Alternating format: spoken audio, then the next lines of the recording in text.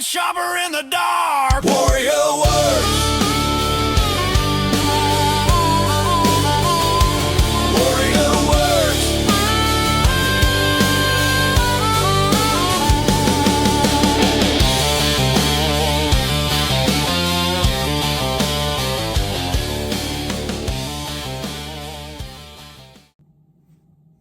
Welcome to Warrior Werks. Forgive my voice, I'm not feeling too great, not 100% right now.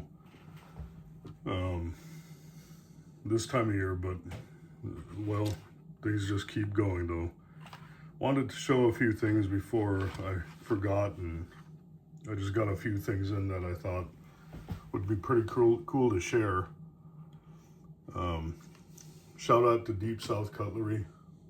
They had a live, and I usually don't watch lives, I just happened to click on it, and right when they were showing the live, I saw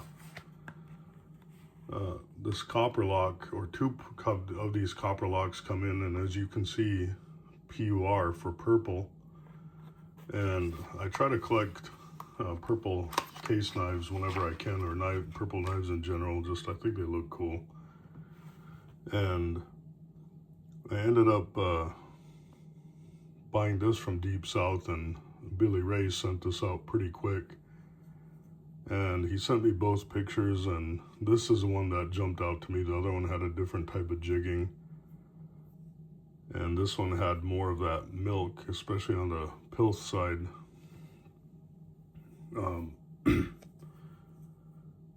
Showing through.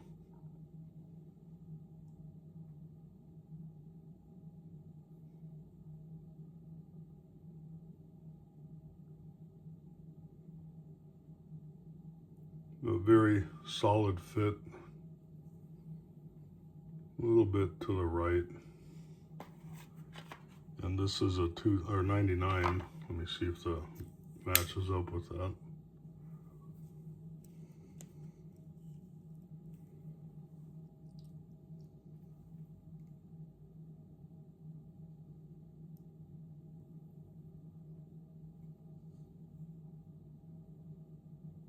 Yeah, this is one of those ones that those dots just hide under.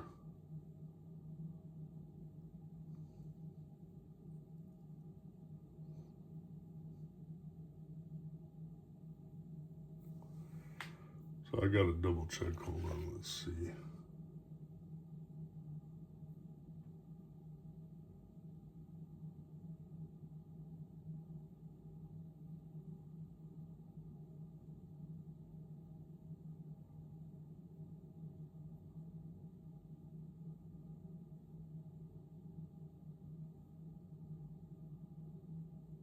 Yeah, so the dots would be underneath the USA. And I just see the model number. I don't see any dots on there, but very cool knife. I think this is my first or second, maybe my second large copper lock. The rest I have the mini copper locks. Very, very nice. I want to give a shout out to, man, I tell you, when you're not feeling well, the piston doesn't fire on all cylinders. And I'm kind of having a little bit of a brain fart here, but Jerry, the Shelby knife guy, I ordered this one off eBay. I saw it, and he said it was listed on eBay. And I went in and added it to my cart, forgot about it because I got busy, and I got notification that it was at a reduced price. And honestly, I would have bought it at the full price because I think it was well worth every bit of what he was asking. I just forgot about it, so I bought it before somebody else bought it. And I like it. I mean, who doesn't like the Hulk? My granddaughter, you know, when we'd go watch movies like the Avengers when she was younger, she'd always say that, you know, Papa is like the Hulk. And she's always got me little Hulk stuffed animals and toys, so I always thought that was pretty cute. So every time I see the Hulk, I think of her.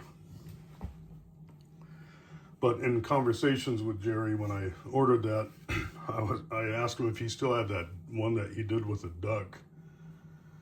And he said that one sold, and I was like, dang, that sucks, man. I really like that one. Told him it reminded me of that duck hunt duck in a positive way, because it was just flying across, and it reminded me of when the ducks fly across the screen.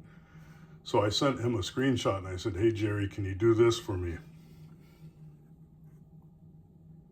And he asked if I wanted it pixelated. I said if he can, but he said the pixels were would be a little too small to do.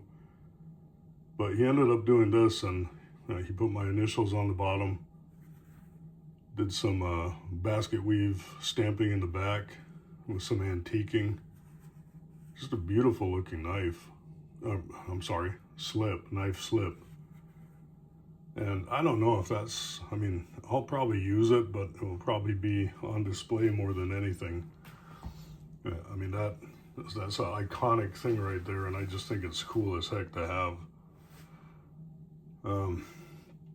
I got a box from Matt with Dirty Old Patch exhibit, and he sent me these two knives. Basically, I'm taking out this knife right here for him, and I'm going to be replacing it with this knife, or this blade. And these are both X's under. So I'm assuming that they're going to be no issues changing this out. And I got to talk to him and see what we're going to do with that remaining blade in there. But I did a trade with him for some work, and part of that trade was a couple extra things that, you know, again, I don't like to say what those are because that's between him and I. But he did include a few extra free things, extras. And this old Stockman, I think this is a 3-2 pattern. I want to say it is. And I think I have one of these that needed something. I gotta look. But I got one, but I don't know if it's the same year. I think it is. The spring on this one's extremely weak, but this has good bone on it. So now, if I don't have that, I'm gonna be on the hunt for some replacement parts for this. So that's really nice. Beautiful bone on that. And he sent me these colonial hobo, this colonial hobo. And it just needs to be made with some handles on there. And I don't know how they attach the handles before, but now I'm gonna have to get a little creative and see how I'm going to attach some handles on there. But that's pretty neat. You know, I like the hobo knives, and I didn't have a colonial. He also sent a couple of these coin knives, which I actually collect these coin knives, and these also have no covers on them. And I already got a lot of ideas going through my head on that.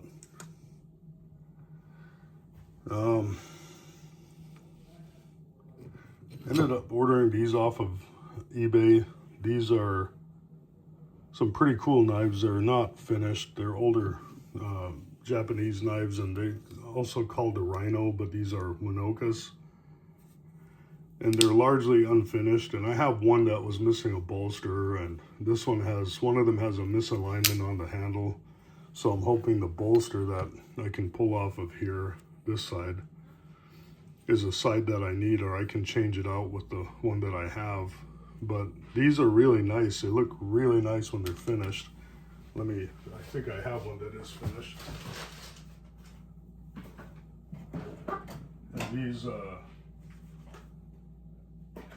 I enjoy having these quick little projects or something I can get done in, you know, not too much time, just spend a little bit, an hour or so in the shop and get them refined a little bit, but they end up turning out nice. And you could see the difference when you do a little polishing, sanding, a little bit of pin work.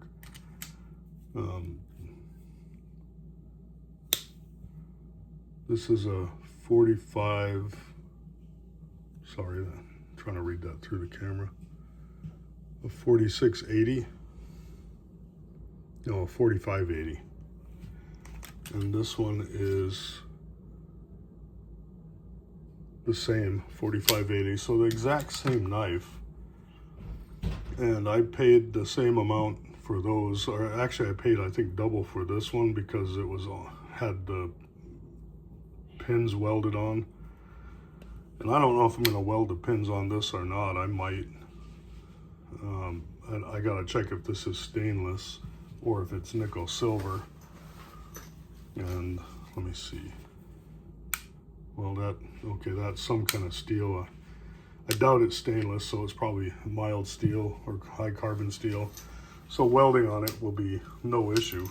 So maybe I'll just put a spot weld on each one of those after I get it compressed and clamped to where it needs to be, and just sand it flush like I did with these.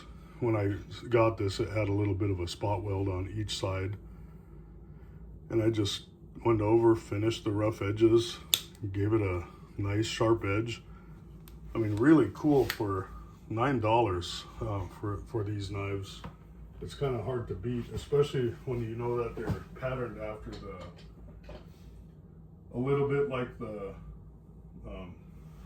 70s. They did a lot of the finger groove stuff, like the Kershaw, the Rigid, and the Gerber Hunter, the Magnum Hunter. They all had finger grooves on it, and I really like that kind of design. It's pretty cool. It's unique. I'm sorry. And I want to give a shout out to Mark Springer, who was a guest on my channel on a live. And okay, my grandson called. I'm sorry, you guys. I had to put you guys to behind the queue on that one. You know, my 1-year-old grandson gave me a call. He tries to call every day or my daughter tries to call us every day, as does my daughter-in-law with our other grandson in North Carolina. Really helps for them to remember myself and my wife, and, you know, keeps them going a little bit. You know, I tell you what, you know, sidetracked a little bit, but grandkids, grandkids, they're so special. The other day when my grandson Grayson called, and he's the one that's in North Carolina, he looked and he calls me Papa, and, you know, he looks and he goes, Papa, and every time we call, that's the first thing he says when he's paying attention and not watching cartoons or playing with his dinosaurs. And man, he sincerely broke my heart. When he saw me, he said, Papa, and then he motioned to the camera. He said, come. And man, that just hurt. You know, I know many of you guys probably have long distance families and people that are far apart, but man, when you have 5,000 miles between you and, you know, an entire country in between your family, it stings a little bit more. But at the same token, it feels so much better and when you get to finally spend time with them and see them. So I thought I'd share that a little bit. But I traded Mark when he was here.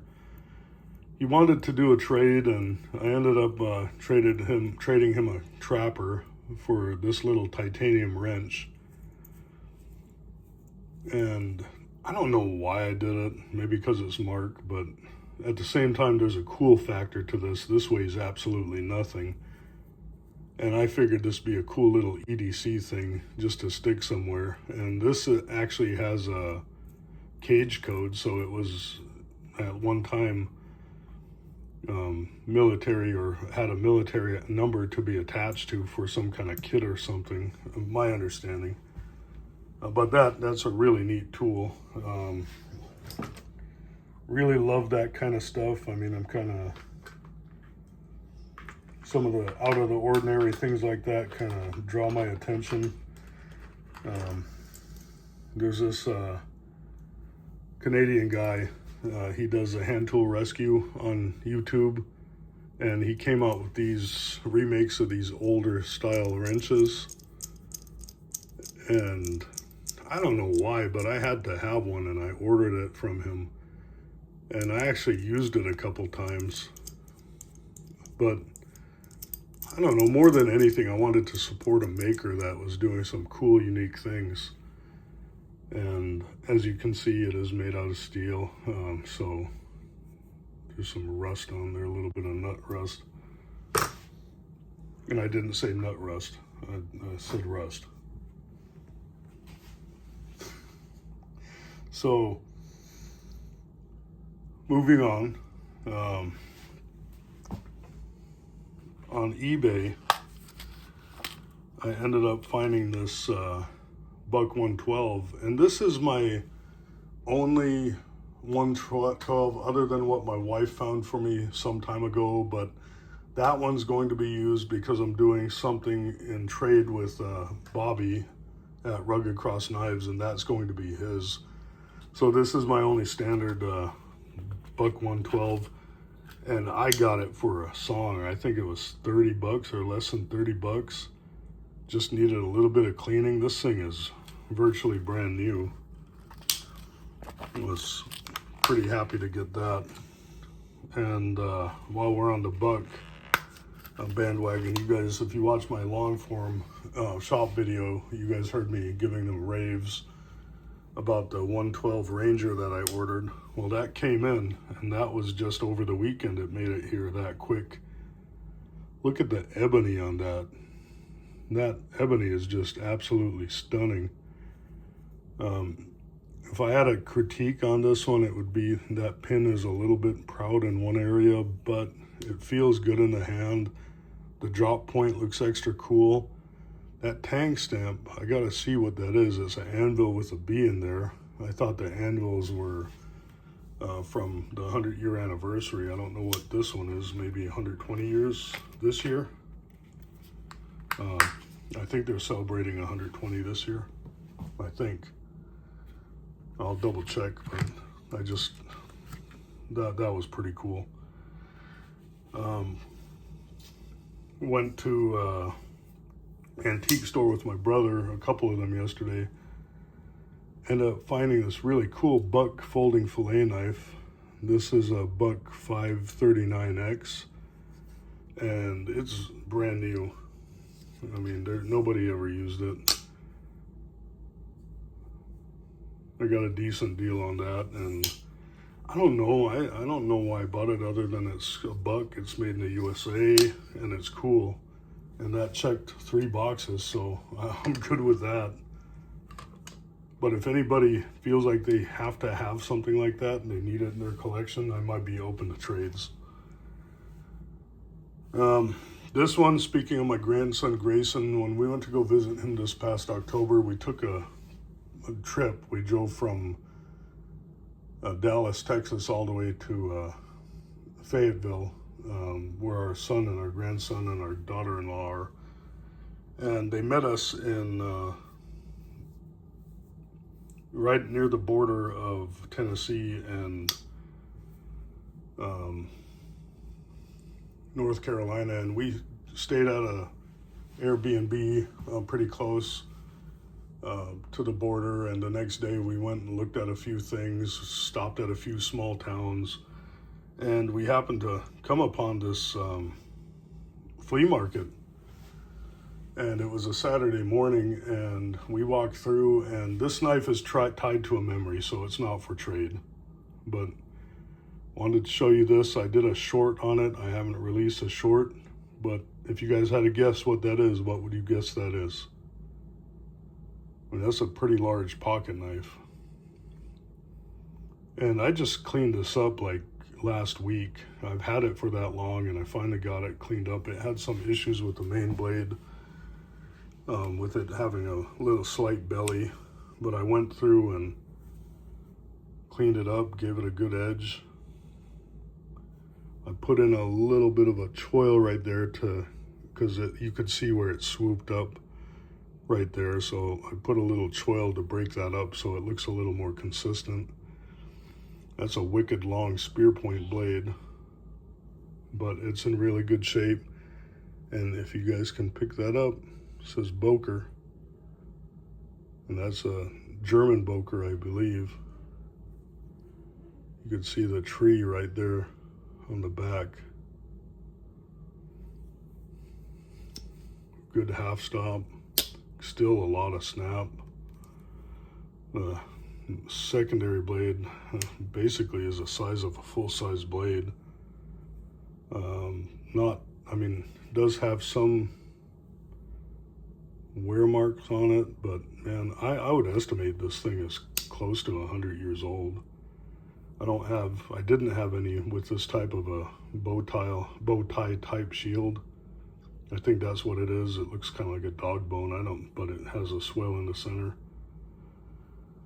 But that was a super cool knife that I was finally happy to get cleaned up. And the last thing I'll show you is an Etsy purchase. And just like liking Zippos and things like that, end up finding this. It's a steampunk lighter. I thought it looked pretty cool. Probably never going to carry this. You know, I just thought it would look cool sitting somewhere. Honestly, I'm probably not confident that those seals will hold up. I'm going to put something underneath and see if it's leaking any.